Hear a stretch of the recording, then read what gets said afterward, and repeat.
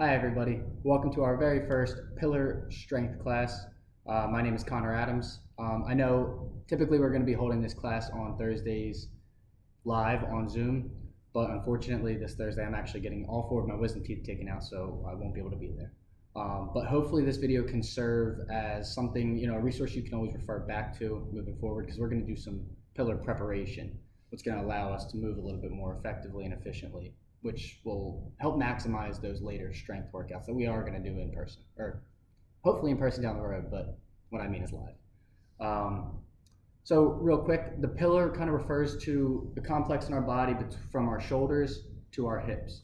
A lot of people refer to this area as your core, and while that is kind of accurate when you represent or when you think about the muscles here and here that stabilize us, referring to it as the full pillar and including the shoulders and the hips in our definition allows us to kind of focus on a little bit like a wider range of movements, so that we can address outer extremity motion a little bit more cleanly too, because everything starts in the center, radiates outward. So if we take care of all of this at the center complexes for all of our limb movements, we're going to move a little more efficiently. So here at Exos, we believe in the 3 P's of progression.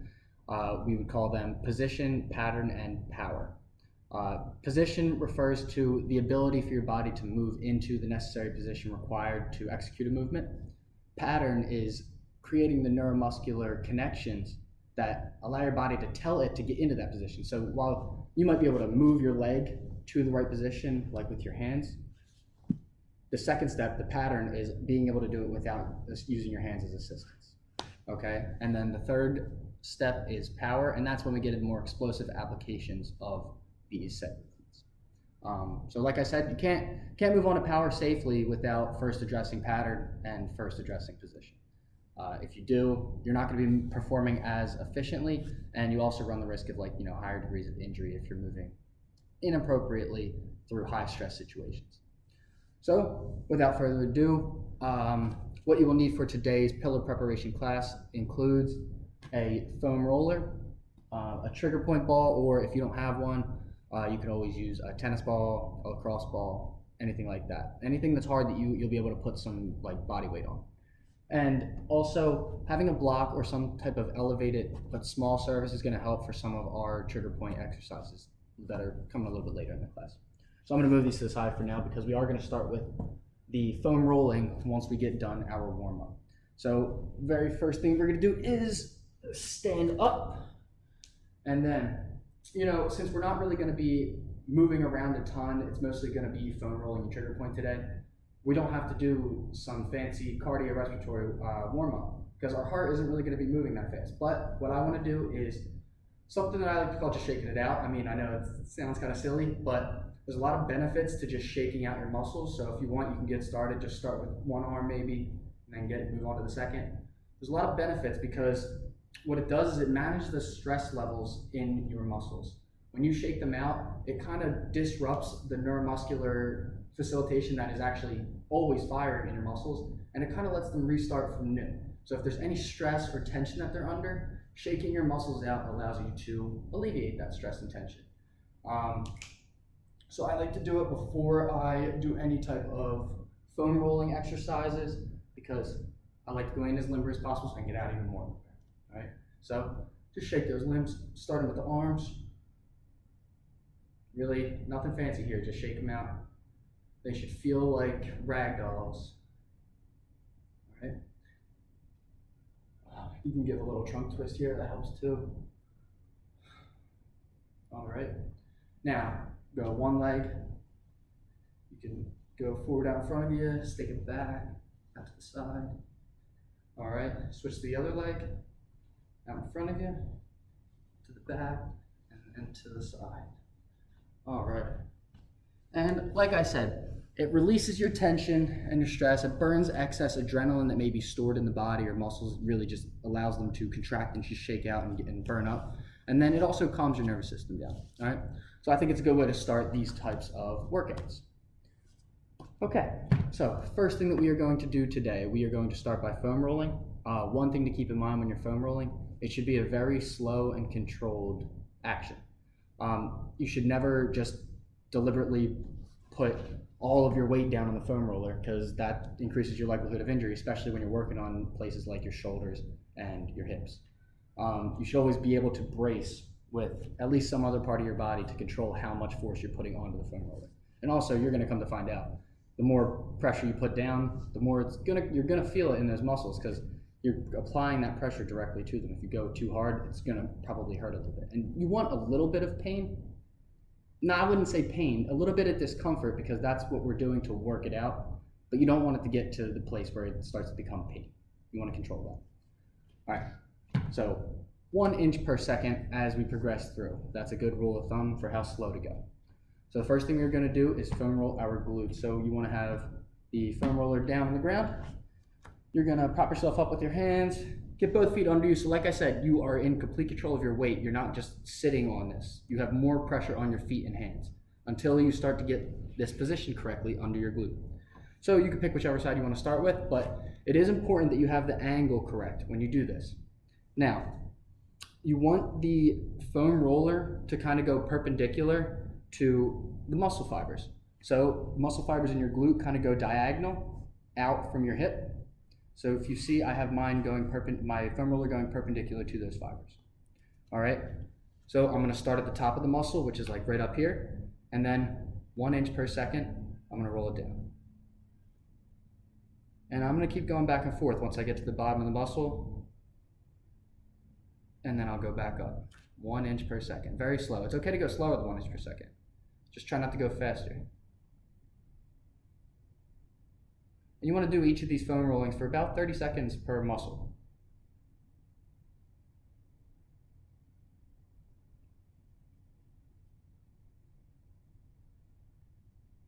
You're really going to start to feel it when it gets up into your hip more.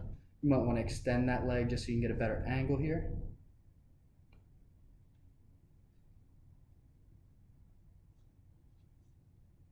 And I'm going to finish up here. Good. So I'll do the same thing on the other side now. Remember, perpendicular to the muscle fibers, your glutes muscle fibers go up and out this way, so the foam roller is going to be perpendicular.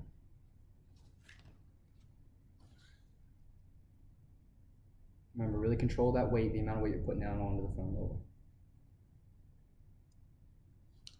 This hip for me is a little tighter because I've torn my ACL on my left leg, which means that a lot of the other muscles here learn to compensate in ways that aren't necessarily the most efficient.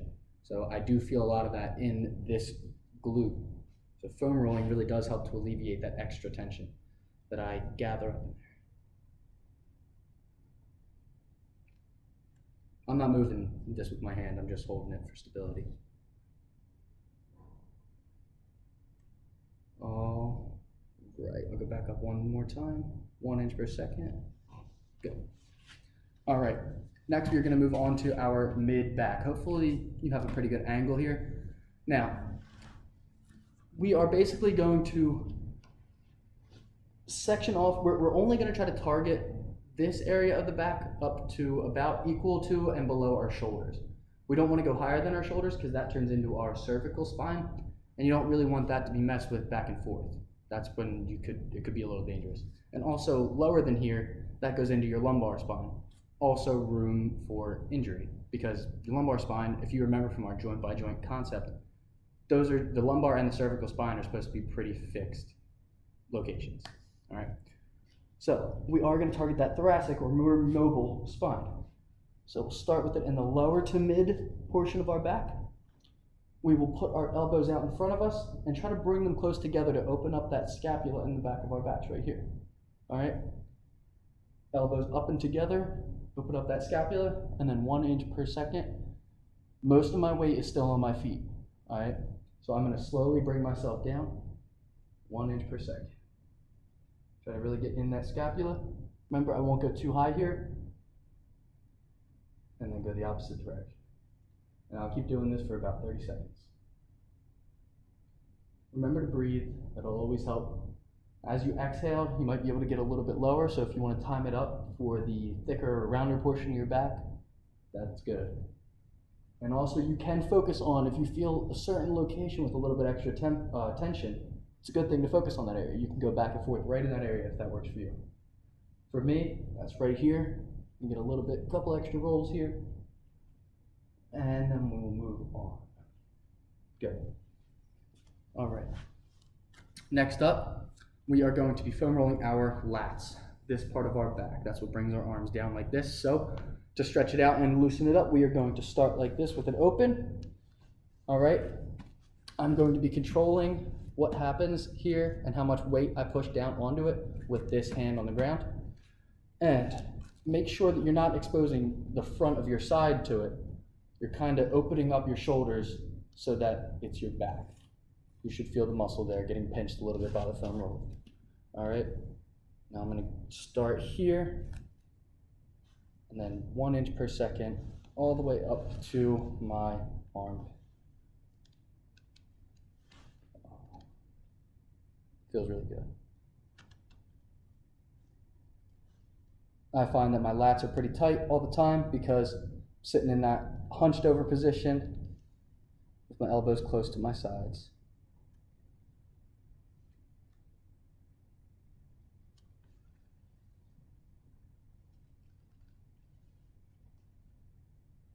All right, about 5 more seconds here.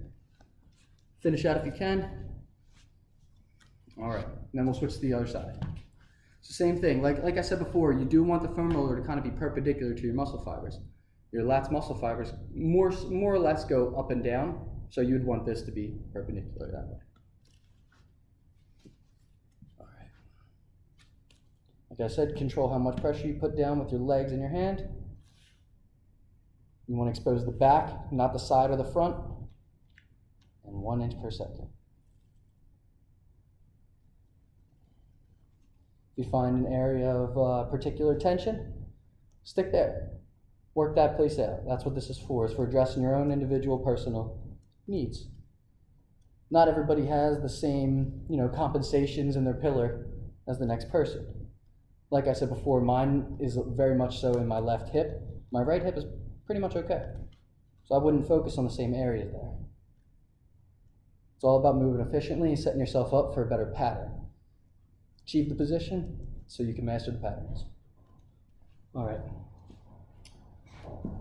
That was good. All right, next up, we are going to foam roll our hip flexor. Sorry, somebody just walked in. Distract me for a second.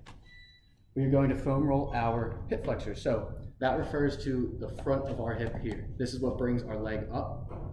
So these muscle fibers do run up and down. We'll have this going perpendicular. I'm going to start with my left side here. Hopefully you can get a better, actually, I'll start with my right, but I'm going to go a little bit diagonal so you can see what I do with my other leg.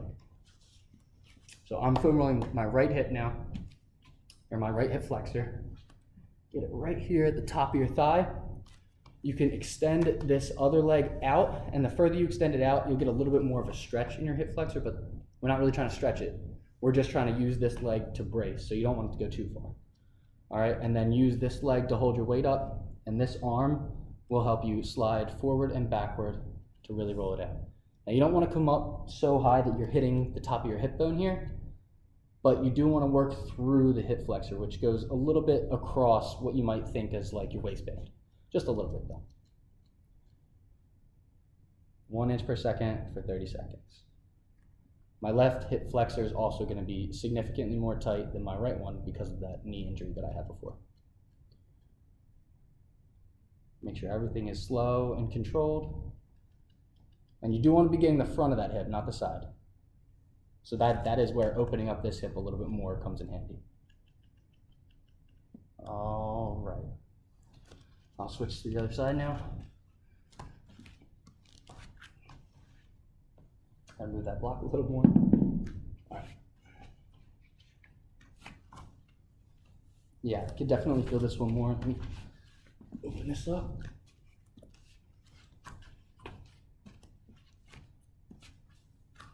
Okay.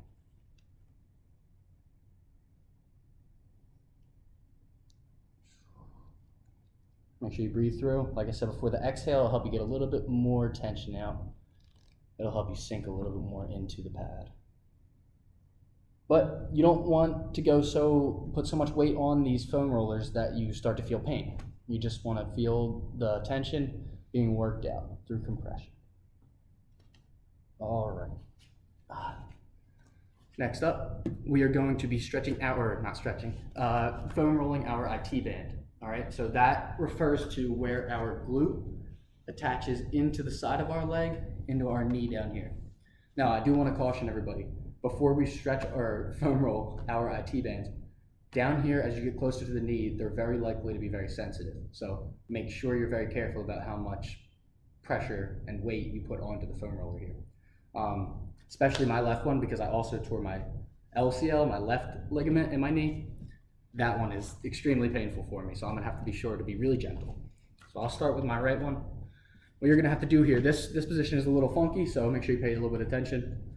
You're gonna put the opposite leg over and across your leg that you're gonna be foam rolling. So I'm gonna be foam rolling my right leg, or my right IT band, and I'd be having my left one over and pointing towards you, all right, perpendicular to that other leg. All right, and then we're gonna be using this foot to hold the weight, and this arm again to be directing how quickly we move through the foam rolling. 1 inch per second. You go from the hip down to a couple inches above the knee. Be very careful around the knee, because that's where it typically gets a little bit more tender.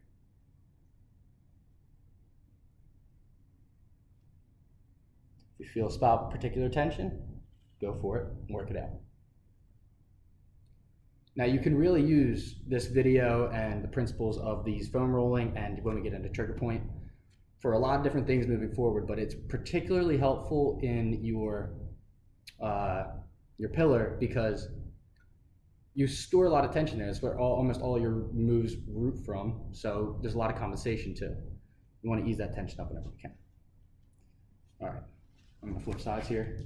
Move on to my left, even though I'm dreading it. All right.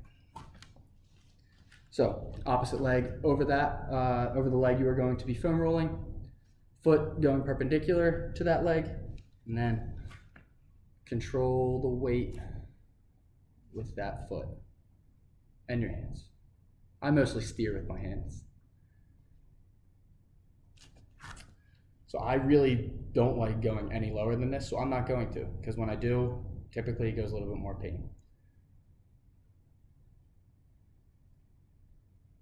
But if I wanted to, I could always ease up the pressure a little bit, work through it, and then go there. I wouldn't go all the way down to the knee, just a couple inches above it. If you go down to the knee, it just runs the risk of, putting a lot of pressure on the knee sideways, and that's not what it's made for.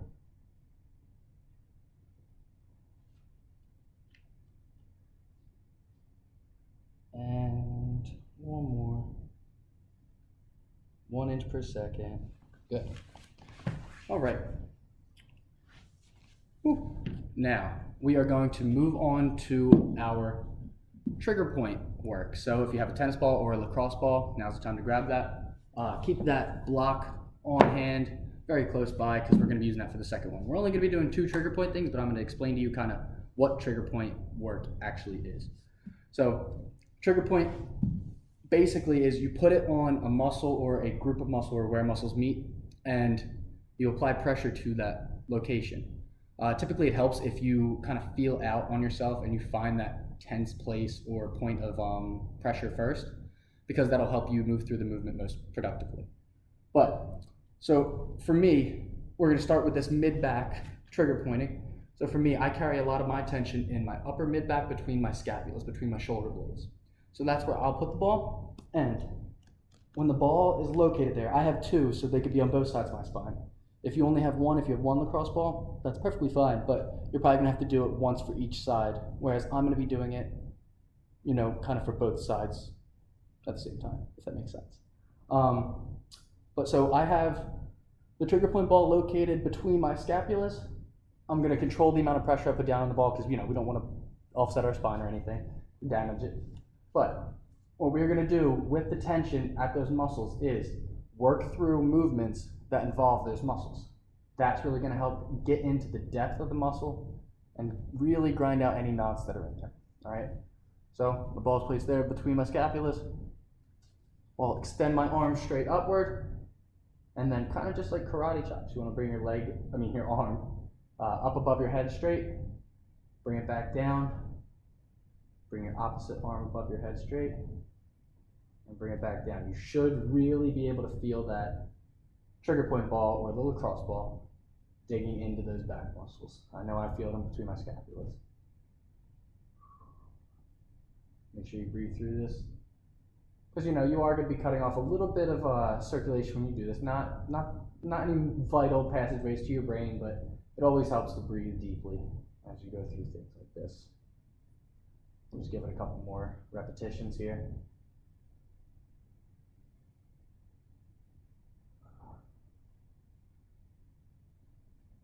All right. Now, you really wouldn't think that, working on between your shoulders and the back is going to open them up. But if there's less tension here and your muscles feel a bit more relaxed, you feel more inclined to be able to open up this way.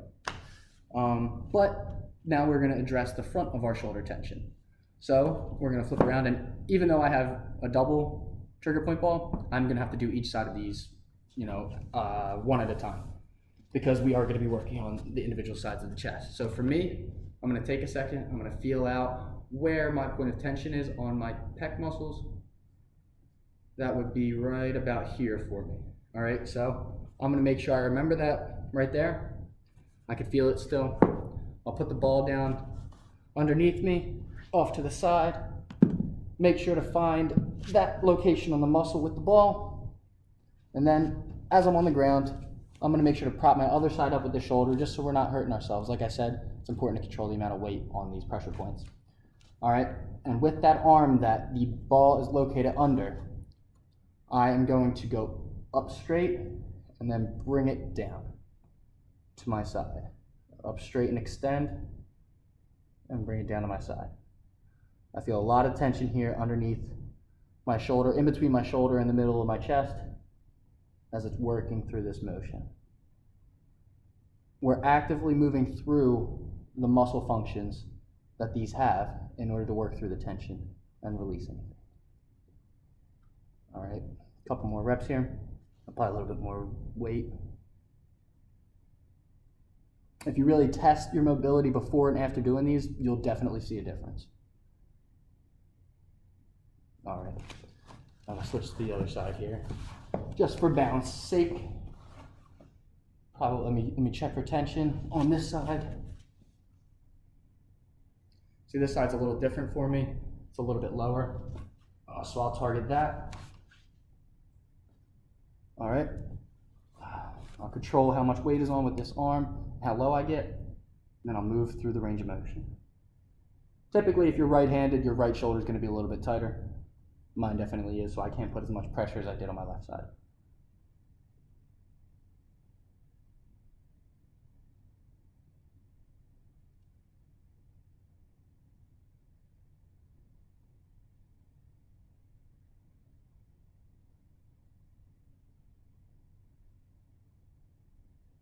All right, a couple more reps here. And we're good. Perfect. Now, we'll just do some stretches right before we close out. Typically, you should hold stretches for about 30 seconds at least, really to see some actual benefits from them mobility-wise. But, I'm already a little bit over our 20-minute time here. Like I said, though, hopefully this video is a good resource for you moving forward, so I don't mind going over a little bit. Just a couple minutes. So first thing that we are going to do is butterfly stretches. This is going to be good to open up our groins. If we can't, bring our heels in all the way here, that's totally fine. Just go as far as you can without pain. And then we're going to put our elbows down on our knees. Try to keep your back straight. You don't really want to bend that lower spine. But we're going to try to push down on those knees and spread our groin out. Push our knees away from each other towards the ground. Hold that for a bit. We're not going to go the full 30 seconds, but you know what to do. If you want, you can pause the video and count to 30 yourself. But we are going to move on to the next stretch now. Next one we are going to do is a figure 4 stretch laying down. So I guess I'll show you from this angle here. On your back, you're going to have to do one of these for each side, so 30 seconds each side. I'm going to stretch my right glute out first, so I'll bring that right leg up, bring it across my body like this, bring that left leg straight up without crossing it, and then apply the pressure to my right leg with my left knee. So bring this left knee closer to my chest. And I'll feel it all here. You can use your hands to help out a little bit. All right, now I'm gonna switch sides. So my left knee will go over and across my right knee, or sorry, my left leg will go over and across my right knee. I'll bring my right knee back.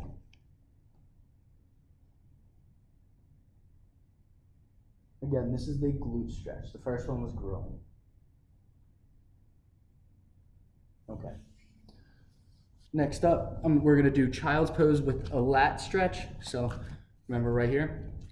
So we'll get down to the child's pose. Put your toes together behind you, spread your knees out a little bit so you can have a little bit of room. Just sink your hips down. And as you sink your hips down, reach out with your arms far in front of you. Try to use those palms to grab onto the floor so you can feel that nice stretch in your back as you sink your chest down. Remember, as you exhale, try to sink that chest a little bit lower. That'll really get that good stretch in those lats. And then walk those hands a little bit more to your left. Reach over with that right hand, and you'll feel it light up that right side. If you want, you can even shift your weight to the right a little bit more. All right, and then we'll switch. We'll walk those hands over to our right side. Reach over with that left hand. Shift the weight to the left side, and then we'll feel our left lat light up.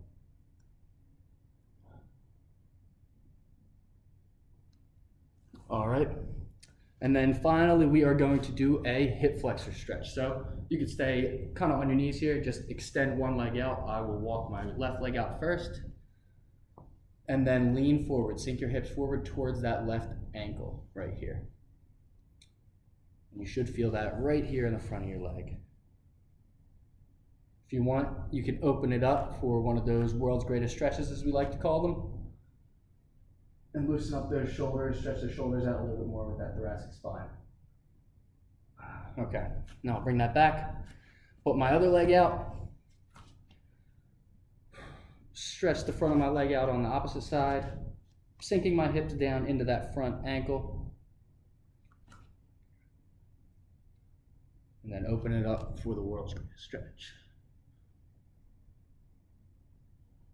All right, that's it for today. Hopefully you enjoyed this pillar preparation kind of workout. I'm sorry that it wasn't, a live offering this week, but I look forward to kind of seeing you all next week, meeting you, and getting into some more pattern and power related stuff according to our 3 Ps.